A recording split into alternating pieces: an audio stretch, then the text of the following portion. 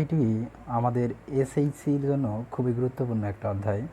এখানে আমরা মূলত আলোচনা করব কয়েকটা টাইপের আলোকে।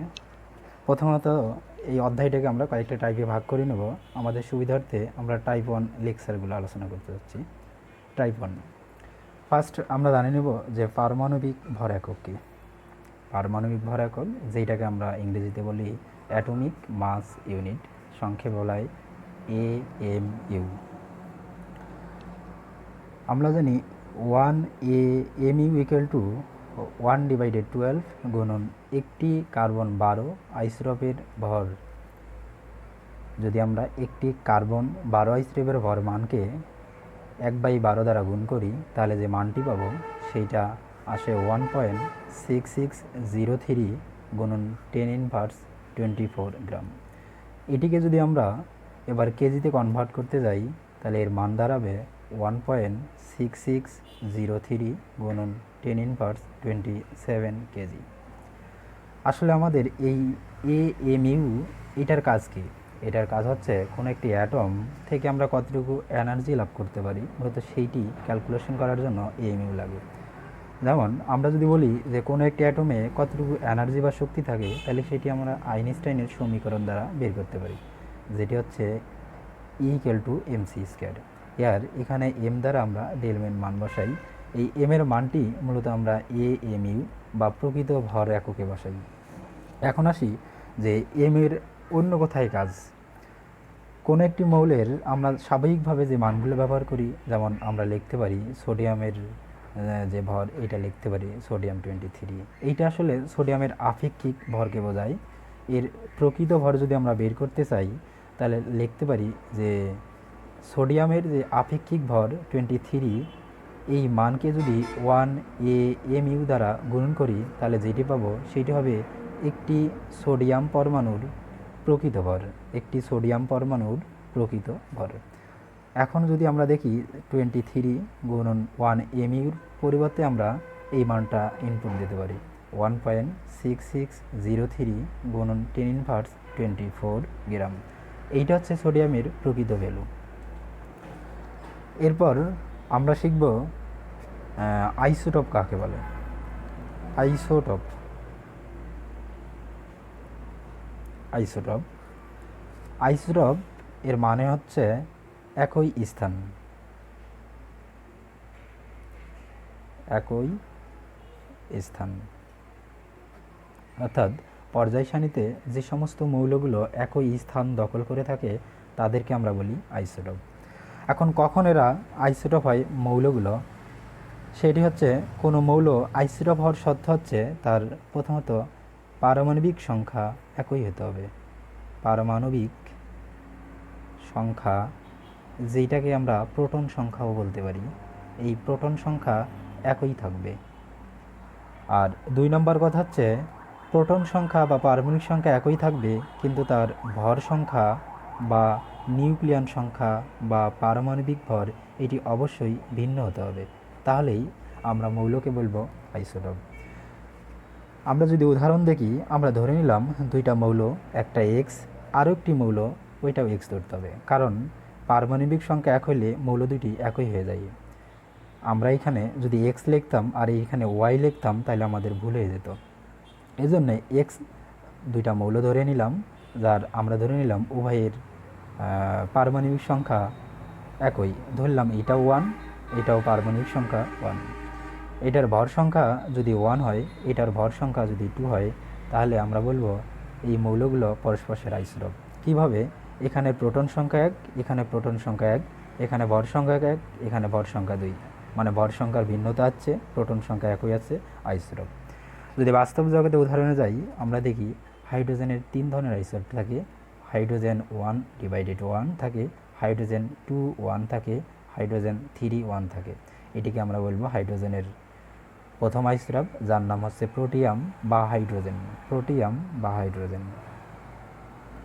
আর এটিকে বলবো আমরা ডিউটেরিয়াম। এটাকে বলবো আমরা টিট্রিয়াম।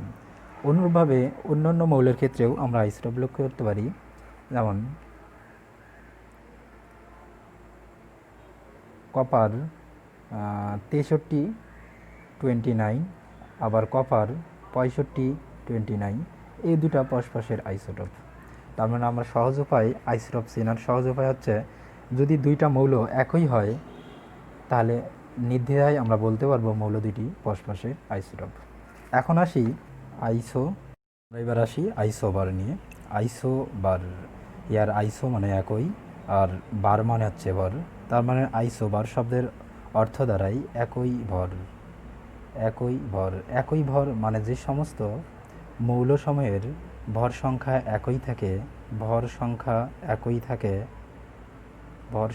একই থাকে কিন্তু প্রোটন সংখ্যাগুলো ভিন্ন হয়ে যায়, তাদেরকে পরস্পরের আইসোবার বলা হয়। প্রোটন সংখ্যা ভিন্ন, তার মানে আমরা এখানে দেখতে পেলাম আইসোবার হওয়ার দুইটি শর্ত। প্রথমত ভর সংখ্যা একই হতে হবে, দ্বিতীয়ত প্রোটন সংখ্যা ভিন্ন হতে হবে। আমরা ধরে নেই যে এক্স একটা মৌল, ওয়াই আরেকটি মৌল। এক্স এ মৌল, এটির ভর হচ্ছে 3, ওয়াই মৌলটির ভর 3। আবার এক্স মৌল যার প্রোটন সংখ্যা 1 এবং ওয়াই মৌল যার প্রোটন সংখ্যা 2, তাহলে আমরা বলতে পারবো এক্স এবং ওয়াই মৌল দুটি পরস্পরের আইসোটোপ, কেননা এখানে ভর সংখ্যা একই আছে এবং প্রোটন সংখ্যা দুটি ভিন্ন হয়ে গেছে।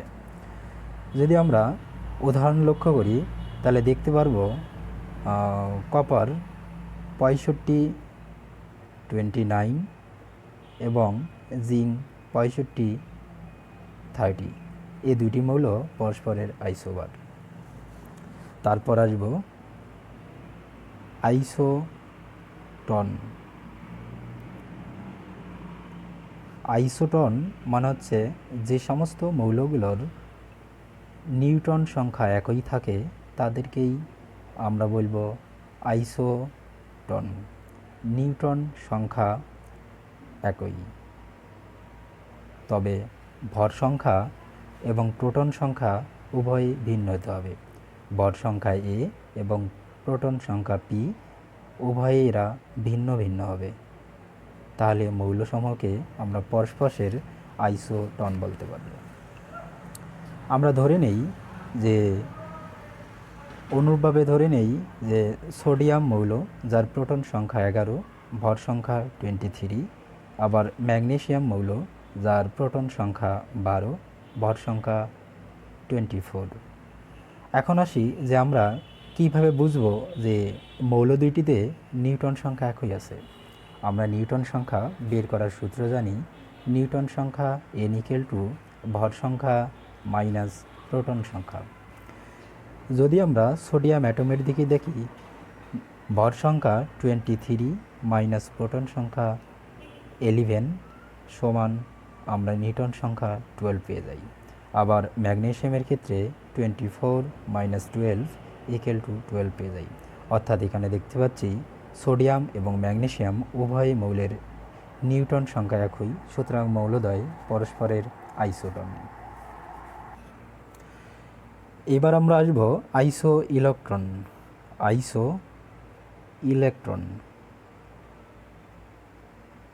ইলেকট্রন হচ্ছে সেই সমস্ত মৌল বা আয়ন যাদের মধ্যে ইলেকট্রন সংখ্যা একই থাকবে, তারাই মূলত পরস্পরের আইসো ইলেকট্রন। আমরা খেয়াল করি, আমরা ধরে নেই নিয়ন একটি মৌল, আবার সোডিয়াম প্লাস এটি সোডিয়ামের আয়ন, আবার ম্যাগনেসিয়াম 2+, এটিও ম্যাগনেসিয়ামের আয়ন। আমরা নিয়নের ক্ষেত্রে যদি দেখি তাহলে নিয়নে মোট 10টি ইলেকট্রন বিদ্যমান, আবার সোডিয়ামের নিরপেক্ষ অবস্থায় 11টি ইলেকট্রন। যেহেতু এখানে সোডিয়াম প্লাস, তার মানে একটি ইলেকট্রন ত্যাগ করা অবস্থায় আছে, তার মানে সোডিয়াম প্লাস আয়নের মধ্যে 10টি ইলেকট্রন আছে, আবার এখানে 10টি ইলেকট্রন আছে। সুতরাং এই মৌল তিনটি একটি অপরটির আইসো ইলেকট্রন। আরও যদি আমরা দেখতে চাই তাহলে দেখব ক্লোরিন আয়ন, যেখানে 18টি ইলেকট্রন বিদ্যমান, আবার আর্গন নিষ্ক্রিয় গ্যাস, এখানেও 18টি ইলেকট্রন বিদ্যমান। সুতরাং এই দুটি পরস্পরের আইসো ইলেকট্রন। এবারে আমরা আসব বিভিন্ন পরমাণুর মডেল সম্পর্কে। পরমাণুর মডেল আমরা ইতিপূর্বে অনেকগুলো পরমাণু মডেল পড়ে যাচ্ছি। নবম এবং দশম শ্রেণীতে রাদারফোর্ড এবং বোর পরমাণু মডেল নিয়ে আলোচনা করেছে। তবে এক্ষেত্রেও আমরা আমাদের বিভিন্ন গাণিতিক সমস্যার স্বার্থে বোর এবং রাদারফোর্ড পরমাণু মডেল নিয়ে আলোচনা করতে হবে। বোর পরমাণু মডেল এটি আলোচনার সত্ত্বে আমাকে প্রথমে যে বিষয়টি জানতে হবে সেটি হচ্ছে বিজ্ঞানী রাদারফোর্ড কর্তৃক তার আলফা কণা বিচ্ছুরণ পরীক্ষা। আলফা কণা বিচ্ছুরণ পরীক্ষা। আলফা কণা বিচ্ছুরণ পরীক্ষা বিজ্ঞানী রাদারফোর্ড করেন যখন ইলেকট্রন এবং প্রোটন আবিষ্কার করা হয়। অর্থাৎ বিজ্ঞানী জে থমসন কর্তৃক ইলেকট্রন আবিষ্কার আর গোল্ডস্টিন কর্তৃক প্রোটন আবিষ্কার করার পরেই মূলত রাদারফোর্ড তার আলফা কণা বিচ্ছুরণ পরীক্ষাটি করেন। এই আলফা কণা বিচ্ছুরণ পরীক্ষা করার জন্য উনি যেটি করেছিলেন সেটি হচ্ছে একটি সোনার পাত নিয়েছিলেন। সোনার পাত মানে অরাম পরমাণু। আমরা একটি সোনার পাতের চিত্র এঁকে নিলাম। এরপর সোনার পাতের পিছনে ইনি একটি পর্দা স্থাপন করেছিলেন যেইটি জিঙ্ক সালফাইডের আবরণ দ্বারা বেষ্টিত। জিঙ্ক সালফাইড সাধারণত সাদা রঙের হয়ে থাকে, সাদা রঙের। এবার ইনি কী করলেন, এবার এই সোনার পাতের সামনে একটি উৎস রাখলেন। কিসের উৎস? এটি মূলত আলফা কণা উৎস রাখলেন, আলফা কণার উৎস। এবার ইনি লক্ষ্য করলেন এই আলফা কণা এই সোনার পাতকে লক্ষ্য করে এই দিকে সোনার পাতের দিকে চললেন।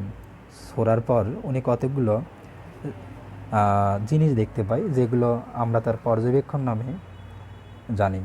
প্রথমত উনি দেখতে পাই যে এইখান থেকে যে সমস্ত আলফা কণাগুলো সোনার পাতের উপর যা পড়ে তার মধ্যে অধিকাংশগুলোই সোনার পাতকে ভেদ করে চলে যায় এবং জিঙ্ক সালফাইডের পর্দাকে আঘাত করে।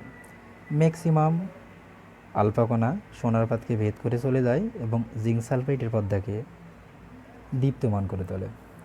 দ্বিতীয়ত উনি দেখতে পাই যে অল্প সংখ্যক আলফা কণা সোনার পাতে আঘাত করে এবং তাদের গতিপথ থেকে হালকা বেঁকে যায়, সোজাসুজি না গিয়ে তাদের গতিপথ থেকে হালকা বেঁকে যায়। তৃতীয়ত তিনি কিছু পর্যবেক্ষণ করেন।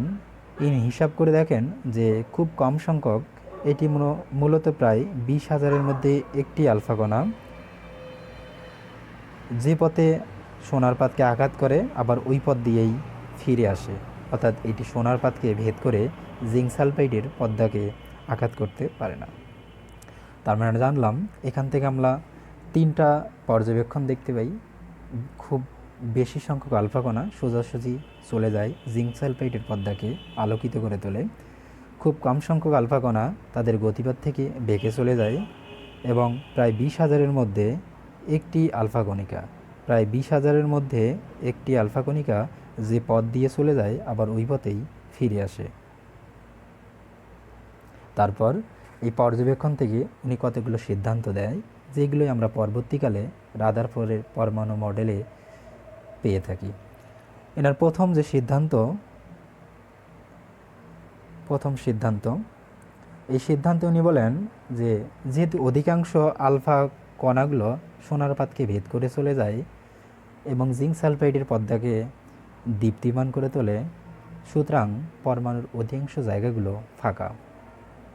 যদি ফাঁকা না থাকতো তাহলে এই আলফা কণাগুলো সরাসরি ভেদ করে যেতে পারতো না। 2 নম্বর হচ্ছে ইনি বলেন খুব কম সংখ্যক আলফা কণা তাদের গতিপথ থেকে বেঁকে চলে যায়। কেন বেঁকে চলে যায় তার কারণ আমাদের জানতে হবে। আলফা কণা মূলত হচ্ছে হিলিয়াম নিউক্লিয়াস। এইটি মূলত সৃষ্টি হয় হিলিয়াম পরমাণু থেকে 2টি ইলেকট্রন ত্যাগ করার পর। হিলিয়াম পরমাণু থেকে 2টি ইলেকট্রন ত্যাগ করার পর হিলিয়ামের মধ্যে শুধু নিউক্লিয়াস থাকে, এজন্য এটির নাম হিলিয়াম নিউক্লিয়াস, যেটাকে আমরা এভাবে প্রকাশ করতে পারি। তবে হিলিয়াম নিউক্লিয়াস এইটি মূলত ধনাত্মক ক্যারেক্টারিস্টিক্স শো করে। যেহেতু আলফা কণা ধনাত্মক চার্জযুক্ত আর এটি তার গতিপথ থেকে বেঁকে চলে যায়, তার মানে পরমাণুর মধ্যে এমন কিছু আছে যেটি একে বিকর্ষণ করে চলে যায় এবং অবশ্যই সেটা ধনাত্মক চার্জবিষ্ট। ইনি বলেন যে পরমাণুর একটি নিউক্লিয়াস আছে, যে নিউক্লিয়াসের মধ্যে ধনাত্মক চার্জ থাকে, যার কারণে খুব কম সংখ্যক আলফা কণা তাদের গতিপথ থেকে বেঁকে চলে যায়। তার 3 নম্বর রাদারফোর্ডের 3 নম্বর পর্যবেক্ষণ থেকে যে সিদ্ধান্ত দেয় সেটি হচ্ছে প্রায় 20,000 আলফা কণিকার মধ্যে একটি আলফা কণিকা ফিরে আসে। এখান থেকে উনি বলেন যে পরমাণুর খুব ক্ষুদ্র পরিসর জায়গা জুড়ে এমন একটা জিনিস অবস্থান করে, যার ফলে এই আলফা কণা সেটিকে ভেদ করে যেতে পারে না। ইনি এখান থেকে বলেন যে সেই ক্ষুদ্র জায়গাটির নাম নিউক্লিয়াস। আর স্বাভাবিকভাবে এই নিউক্লিয়াসের ভর এই স্বর্ণের পরমাণু যে আছে তার ভরের সমান হয়ে থাকে। এজন্য বলে যে এই আলফা কণিকা যে পথে চলে যায় আবার সেই পথে ফিরে আসে। এবার আমরা যাব রাদারফোর্ড তার পরমাণু